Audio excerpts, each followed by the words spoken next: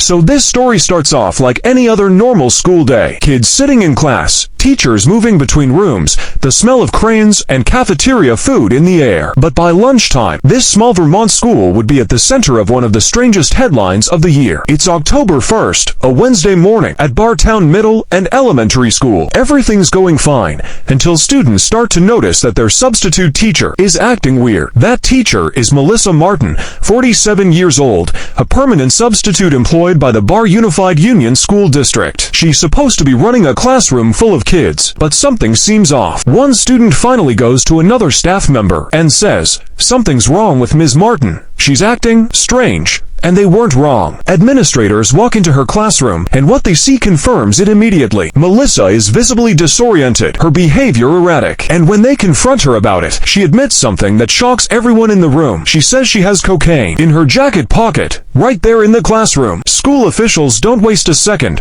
They remove her from the room, get the kids out safely, and call police. At around 10:49 a.m., officers from the Bartown Police Department arrive, along with local EMS. When they get there, the classroom is empty. Just a jacket hanging over a chair and a backpack by the desk. And this is where K9 Lakota, the department's drug-sniffing dog, steps in. Lakota sniffs the room and immediately alerts. First on the jacket, then on the backpack. Police search the jacket pocket and find a white powdery substance. They test it on the spot, and yeah, it's cocaine. Melissa Martin is officially cited for possession of cocaine and reckless endangerment because she didn't just have drugs. She brought them into a classroom full of children. Police say the case is still under review and that questions about her job status should go straight to the Bar Unified School District. The superintendent, Joan Canning, later tells reporters, "The person is not at school now. I do have some personnel steps I need to take." Parents, meanwhile, are furious and scared. One mother, Brittany, whose son was in Martin's class that morning, said, "He looked visibly shaken. I asked what happened today, and he said his substitute teacher was clearly on drugs and was acting crazy." And that's the part that hits hardest, because this isn't some story about a random arrest or a traffic stop. This happened in a classroom, in front of kids. Now, Melissa Martin is waiting for her day in court. But for a lot of parents in Bar, Vermont, the trust between teacher and classroom may take a long time to rebuild. Have you heard about the Los Angeles dentist who murdered his own mother just to get rich? Yeah, this story sounds like a movie, but it's completely real. So, the guy's name is Daniel Jacobi, a 47-year-old dentist from Beverly Hills. On the outside, he looked successful, luxury lifestyle, expensive suits, nice car. But behind all that, Daniel was broke, angry, and obsessed with money. His mom, Violet, was a wealthy widow. Her mansion alone was worth $8 million. And when Daniel's dad passed away, she inherited everything. So Daniel starts asking weird questions. Like one friend remembers him saying, "Hey, what do you know about inheritance tax?" When the friend asked why, Daniel just went red and walked away. Then one day in 2017, Violet suddenly stopped answering calls. Her brother went to check on her and found her dead, lying on the marble floor of her own home. At first, people thought maybe she slipped. But when the coroner looked closer, the truth came out. She'd been strangled. Police started digging and found Daniel's internet history. He'd literally searched, "Does a chokehold create a bruise?" And that was it. They arrested him. During trial, a neighbor's brother testified that Daniel hated his parents. He said his mom was controlling. His dad forced him into dentistry, and he resented them for it. Prosecutors said he killed her so he could cash in on her $12 million estate. And get this, after she died, Daniel went on Facebook and wrote, "I know you and Dad are smiling down on us." Like, imagine doing that after murdering your mom. This year, after years of delays, the court finally gave its verdict. Daniel Jacobi was found guilty of murder and sentenced to life in prison without parole. All that money he wanted, he'll never see a single dollar of it. It starts with a man, a 60-year-old guy from Missouri, who decided to spend a few peaceful days camping out at Sam's Throne Campground, deep in the Ozark wilderness. He'd been there before. He knew the area. Just a quiet trip, him and nature. But then, 2 days go by, and no one hears from him. His son starts to get worried. He tries calling, texting, nothing. So finally, he contacts the Newton County Sheriff's Office and says, "Hey, my dad's camping out there, and I haven't heard from him in a couple days.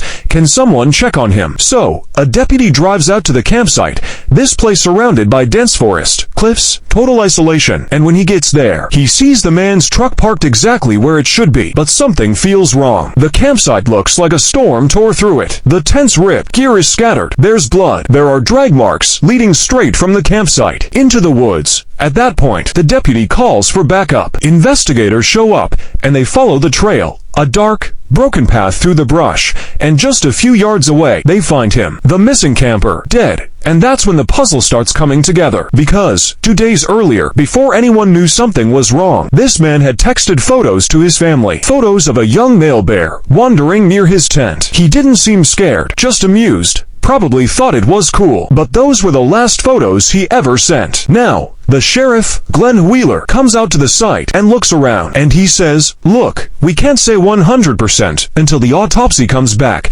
but everything here strongly indicates this was a bear attack. And not just any attack, a predatory one. We know without a doubt that a bear was in camp with our victim," he says, "and the injuries absolutely are consistent with a bear attack, but that's not all." He adds that they're now trying to track the bear down, to put it down, and test it for any diseases or signs of aggression, because once a bear goes predatory, it often doesn't stop. And that's what makes this so terrifying, because this wasn't some random wilderness attack. This happened in a public campground, a place families go hiking, camping, bringing their kids. The U.S. Forest Service immediately shuts down Sam's Throne campground, and now everyone's on edge. Because here's the crazy part, this isn't even the first fatal bear attack in Arkansas this month. Just a few weeks earlier, another man, Vernon Patton, 72 years old, was mauled to death by a bear while working near Franklin County. To fatal bear attacks in 1 month in Arkansas, something that almost never happens. Even the people who deal with wildlife every day are stunned. Keith Stevens from the Arkansas Game and Fish Commission said, "I don't even know how to put it into words. These things just don't happen." He said when he first heard about the second attack, he thought people were joking. But it wasn't a joke, it was real. And now, the forests of Arkansas are quiet again, except for the hum of helicopters and the sound of wildlife officers searching through the trees, looking for one young bear that might have killed twice.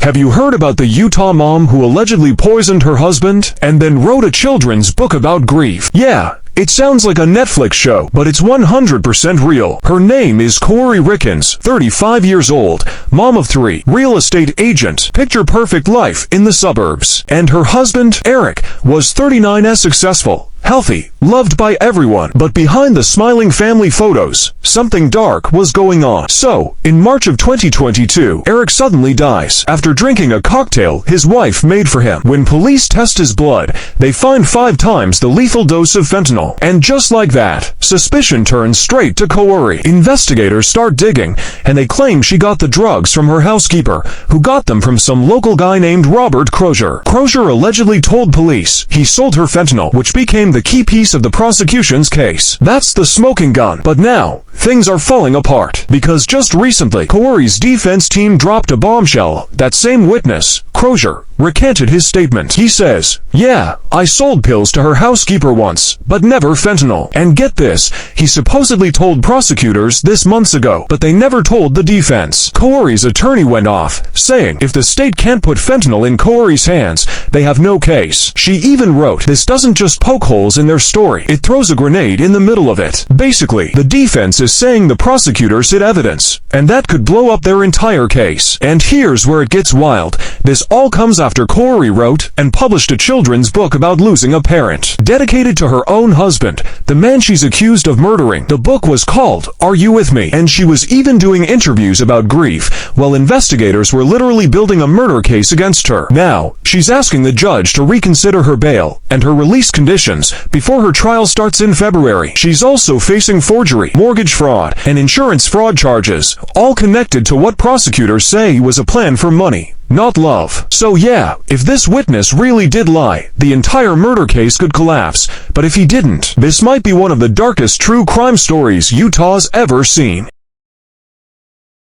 So this story, it's haunting, and it starts with something completely ordinary. A teenage girl collecting water from a river. Her name was Shivani Kevat, just 15 years old, from a small village called Mahatabura in Rajasthan, India. It was Monday, September 15th. The sun was high, and the Parvati River shimmered in the heat. Like she had done many times before, Shivani walked down to the riverbank with pots in her hands, planning to fill them with water for her family. But that day, something was waiting beneath the surface. As Shivani knelt by the river's edge, a crocodile, massive, silent, was watching her, and in an instant, it lunged. People nearby heard her scream. They saw the water erupt, and then they saw Shivani being dragged into the river. Villagers dropped everything and ran. Some jumped into boats, paddling desperately toward the thrashing water, trying to scare the reptile away. They shouted, banged oars, threw stones, anything to make it let go. But the crocodile vanished beneath the surface. And so did Shivani. The water went still. Rescue teams arrived within hours. They combed the river for any sign of her, calling her name, scanning the muddy water, but nothing. As darkness fell, the search was called off for the night. Then, the next morning, Tuesday, September 16th, something surfaced. A body, drifting slowly in the river current. It was Shivani. The villagers rushed to the bank, tears and disbelief on their faces. A medical team was called immediately, but it was too late. She was gone.